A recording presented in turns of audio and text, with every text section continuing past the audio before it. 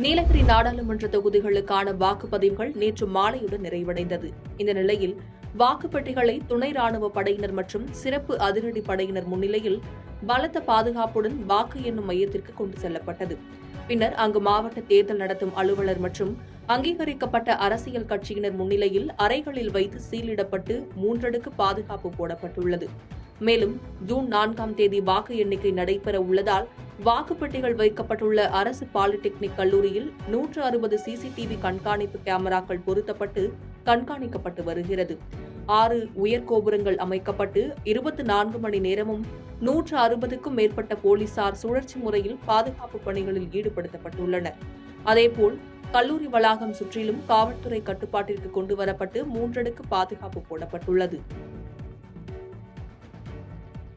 பாதகம் செய்பவரை கண்டால் நாம் பயங்கொள்ளலாகாது பாப்பா, மோதி மிதித்து விடு பாப்பா, அவர் முகத்தில் உமிழ்ந்து விடு பாப்பா. அண்மை செய்திகளை உடனுக்குடன் தெரிந்து கொள்ள இணைந்திருங்கள் இயம்நாடு